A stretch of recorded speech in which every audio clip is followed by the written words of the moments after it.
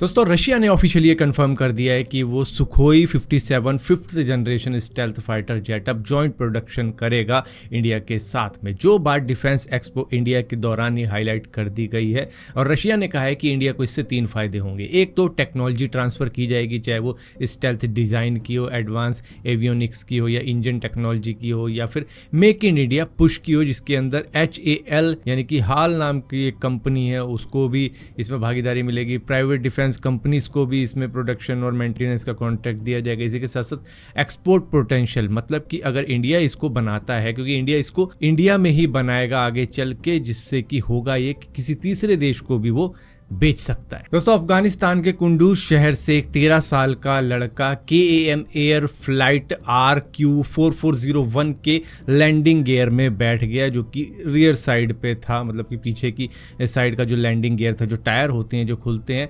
उनके अंदर वो छुप गया। और उसकी डेस्टिनेशन थी दिल्ली, यानी कि इंदिरा गांधी एयरपोर्ट उसकी डेस्टिनेशन थी, जहां पर 2 घंटे की ये फ्लाइट थी। करीबन 90 से 100 मिनट के बीच में ये लड़का रहा होगा उस लैंडिंग गियर के अंदर। और वो काफ़ी ज़्यादा खतरनाक जगह होती है। एक तो देखो प्लेन इतनी ज़्यादा एल्टीट्यूड पे उड़ता है कि वहाँ पे ऑक्सीजन की कमी होती है, टेम्परेचर बहुत ज़्यादा डाउन हो जाता है। इसी के साथ साथ जब वो रिट्रैक्ट एक्सपैंड होता है तो फिजिकल डैमेज के भी चांसेस रहते हैं कि मतलब वो स्क्वीज़ ही कर दे बंदे को, जब वो लैंडिंग गियर ऊपर आ रहा है, बंद हो रहा है, खुल रहा है। मतलब काफ़ी सारी मैकेनिकल चीज़ें होती हैं जिससे कि मतलब काफ़ी ज़्यादा रिस्क होता है। हालांकि इस लड़के को कुछ भी नहीं हुआ, और जैसे ही ये फ्लाइट लैंड हुई तो ये रनवे के ऊपर ऐसे ही चलता फिरता दिखा, जिसके बाद में इसको तुरंत ही पकड़ा गया। और इसके बाद में CISF ने इसको अरेस्ट किया और उसके बाद में इमिग्रेशन डिपार्टमेंट के अंदर इसको पहुंचाया गया, जहां पर लड़के ने बताया मैं आउट ऑफ क्यूरियोसिटी बैठ गया था उस लैंडिंग गियर के अंदर, और इसके पास में एक लाल ऑडियो स्पीकर भी था जो कि लैंडिंग गियर में ही मिला है। हालांकि पूरी फ्लाइट को दोबारा से चेक किया गया है, वो सेफ है,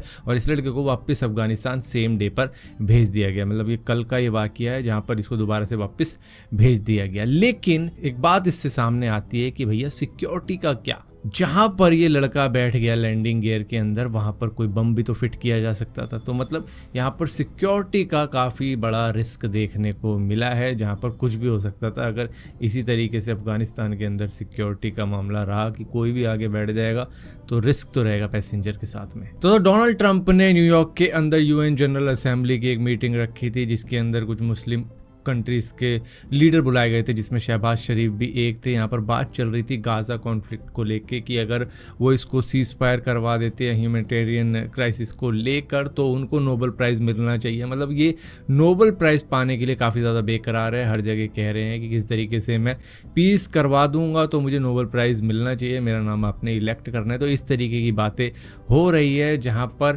फ्रांस के प्रेसिडेंट ने साफ साफ कहा है कि अगर इनको नोबेल प्राइज़ चाहिए तो इनको गाजा का जो कॉन्फ्लिक्ट है वो ख़त्म करवाना ही पड़ेगा। हालांकि डोनाल्ड ट्रंप हर जगह से कह रहे हैं कि भैया मैंने हिंदुस्तान पाकिस्तान का युद्ध रुकवा दिया, मैंने कंबोडिया थाईलैंड का रुकवा दिया, मैंने इनका रुकवा दिया, उनका रुकवा दिया। हालांकि ये जिनका रुकवाना चाहते थे रशिया और यूक्रेन का, उसके लिए कहा था इन्होंने कि भैया मैं जैसे ही इलेक्ट हो जाऊंगा ये युद्ध रुकवा दूंगा, लेकिन वो भी नहीं हुआ। तो खैर अभी ये कर रहे हैं कोशिश किस तरीके से कि मेरे को नोबेल प्राइज़ मिल जाए किसी भी तरीके से, उसके लिए ये सारी ये खिचड़ी पका रहे हैं। फिलहाल के लिए यहाँ पर एक ऐसा चीज़ नज़र आती है कि ये शायद मुस्लिम कंट्रीज़ को एक साथ जोड़ना चाहते हैं कि उनका भी एक नेटो बन जाए, इस्लामिक नेटो, जिससे कि अगर किसी भी कंट्री के ऊपर अटैक होता है वो तो सारे ही कंट्री के ऊपर अटैक माना जाएगा। जैसा कि आपने देखा होगा सऊदी अरेबिया और पाकिस्तान का डिफेंस पैक्ट साइन हो चुका है, जिसके अंदर दोनों में से किसी भी देश पर अटैक होता है तो वो उन दोनों पर ही अटैक माना जाएगा। तो इस तरीके की चीज़ें हो रही है। हालांकि डोनाल्ड ट्रंप और शहबाज शरीफ की एक वीडियो सामने आ रही है जहाँ पर कुछ बातचीत चल रही है। क्या बातचीत चल रही है मालूम नहीं, लेकिन पता नहीं क्यों जब भी इन दोनों को या शहबाज शरीफ को किसी और के साथ भी बात करते हुए देखें, चाहे व्लादिमीर पुतिन के साथ में बात करते देखें या शी जिनपिंग के साथ में बात करते देखें, ऐसा लगता है ये कुछ मांग ही रहे होंगे। आपको इतनी देर से ढूंढ रहा था। कहाँ ढूंढ रहे थे? बाहर। क्यों? किस लिए ढूंढ रहे थे मुझे? अरे आपने मुझे देना है ना बहुत बार। नहीं क्यों देना है मुझे? आपसे ही तो लोन लेने आया हूँ, आप किसी और कोई नहीं देगा मुझे चाहिए बस लोन। 1 बिलियन 2 बिलियन या छोटा सा ही दे दो, थोड़ा बहुत ही भी चलेगा मुझे लोन। देगा इतना तो नहीं दे पाऊंगा मैं। नहीं देखो देना तो पड़ेगा आपको। आप करिए किसी तरीके से इंतजाम करिए। चलो आप बाहर चलो, मैं देता हूँ। अच्छा देंगे आप? बिल्कुल बिल्कुल देंगे आप। Thank you sir, thank you.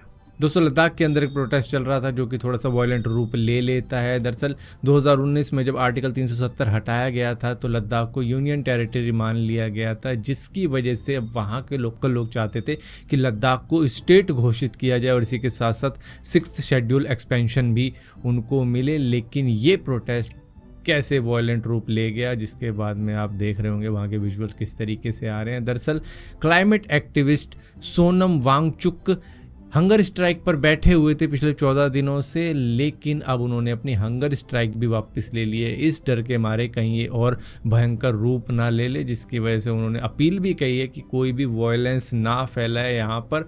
और वहाँ पर एक फेस्टिवल भी मनाया जा रहा था, उसमें भी अब काफ़ी ज़्यादा रुकावट हुई है। वो एक एनुअल लद्दाख फेस्टिवल था और वो लास्ट डे था, मतलब सेरेमनी डे ही था ये, जिसको बंद करना पड़ गया, कैंसिल करना पड़ गया, क्योंकि वहाँ पर अब कुछ धारा 144 जैसा लग चुका है कि मतलब 4-5 से ज़्यादा लोग वहाँ पर खड़े नहीं हो सकते एक ही जगह पर, जिसकी वजह से अब वहाँ पर इस फेस्टिवल पे भी काफ़ी ज़्यादा नुकसान हुआ है, जिसकी वजह से माफ़ी भी मांगी जा रही है उन लोगों से जो कि ये सेलिब्रेट करना चाहते थे। इसी के साथ साथ जो टूरिस्ट थे वहाँ पे घूमने आए थे, तो मतलब कुछ वायलेंट रूप लिया है, जहाँ पर लद्दाख के लोग इसलिए डिमांड कर रहे हैं स्टेटहुड और इसी के साथ साथ 6th शेड्यूल एक्सपेंशन की, क्योंकि वो ये देख रहे हैं कि कहीं ऐसा ना हो कि बाहरी लोग लेह में ज़मीन खरीदने लग जाएं और अपना बिजनेस बनाने लग जाएं, क्योंकि उससे लोकल लोगों को जो जॉब है, जो वर्क है, जो उनका कल्चर है, वो चला जाएगा, क्योंकि वहाँ का रहन सहन सब चीज़ें बहुत ही अलग है। वो एक अलग ही जगह है जहाँ पर उनका जो आइडेंटिटी है, कल्चर है, वो भंग हो सकता है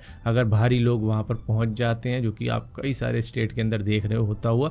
तो वो उसको बचाना चाहते हैं, जिस तरीके से आसाम हो गया, मेघालय हो गया, त्रिपुरा हो गया, मिज़ोरम हो गया, उनको भी एक सेफ गार्ड दिया गया है कि यहाँ पर कोई ज़मीन नहीं ले सकता। तो उसी तरीके की चीज़ें भी वो चाहते हैं कि हमारे यहाँ पे भी होनी चाहिए, जिससे कि लोकल लोग प्रोटेक्ट महसूस कर पाए, उनका फ्यूचर प्रोटेक्ट रह पाए। दोस्तों GTA 6 की लॉन्च डेट अगर आपको अभी मालूम नहीं चली है तो मैं बता दूं, वो 26 मई 2026 है। लेकिन यहाँ पर इसका प्राइस कितना होगा वो लोग अभी भी सोच रहे हैं कि 12,000 हो सकता है, 14,000 हो सकता है। मतलब काफ़ी ज़्यादा प्रीमियम गेम है ये, मतलब रेड डेड रिडेम्पशन 2 के जैसी ही होने वाली है। मतलब जो मॉडल उसके अंदर यूज़ किया गया था उसी टाइप का हो सकता है। मतलब हर जो पेडेस्ट्रियन है उसका कैरेक्टर अलग होगा, जो कि चलते रहते रोम करते रहते हैं, उनके बात करने का तरीका अलग होगा, AI यूज़ किया जाएगा। तो काफ़ी कुछ है इस गेम के अंदर। मतलब यूँ कहा जा रहा है बुर्ज खलीफा से भी ज़्यादा एक्सपेंसिव है, इतनी महंगी ये गेम होने वाली है, मतलब कि बनाने में इतना महंगा लगने वाला है। लेकिन आपको कितनी कॉस्ट करेगी, यहाँ पर कुछ लीक्स सामने निकल कर आ रहे हैं जो बता रहे हैं कि ये इसका जो स्टैंडर्ड एडिशन होगा वो करीबन 6,000 रुपये का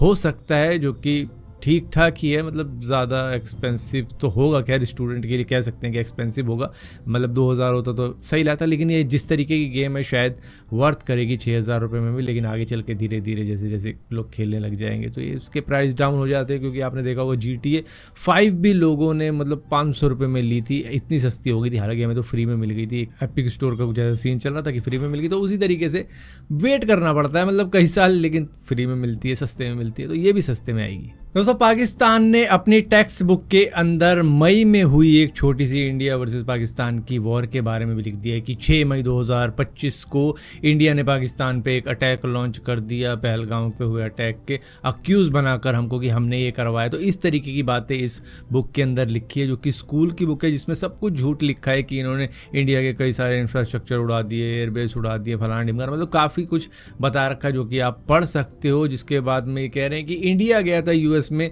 सीज फायर के लिए, जबकि आपने देखा होगा जो प्रूफ इंडियन एयरफोर्स ने दिखाया वो पाकिस्तान की किसी भी मतलब मिलिट्री के एक बंदे ने नहीं दिखा पाया कि सैटेलाइट से कि इस तरीके से हमने अटैक किया, उस तरीके से अटैक किया। सारा इंडिया ने प्रूफ दे दिया, दुनिया के सामने रख दिया, लेकिन फिर भी ये अपनी बुक के अंदर ये गा रहे हैं कि हमने किस तरीके से इंडिया के ऊपर अटैक किया था। तो खैर ये वो देश है जिन्होंने 1971 की वॉर को भी जीत में लिखा हुआ अपनी टेक्स्ट बुक के अंदर। स्कूल के बच्चों को यही पढ़ाया जाता है कि हम 1971 की वॉर भी जीत गए थे। हालांकि पाकिस्तान बांग्लादेश बन गया, फिर भी ये कह रहे हैं कि हम जीत गए थे। और इतना ही कुछ मतलब लिखने का शौक है इनको, तो इनको अपनी टेक्स्ट बुक के अंदर ये भी लिख देना चाहिए कि किस तरीके से इन्होंने JF-17 फाइटर जेट का यूज़ करके अपने ही लोगों को खैबर पख्तूनख्वा में मारा था, जिसके अंदर बच्चे भी शामिल थे। वहाँ पर 30 से ज़्यादा लोगों की जान गई है। मतलब आपने वीडियो देखी होगी शायद, या फिर न्यूज़ में सुना होगा किस तरीके से क्या हुआ। ये पाकिस्तान ने खुद कई लोगों पे किया था, लेकिन वो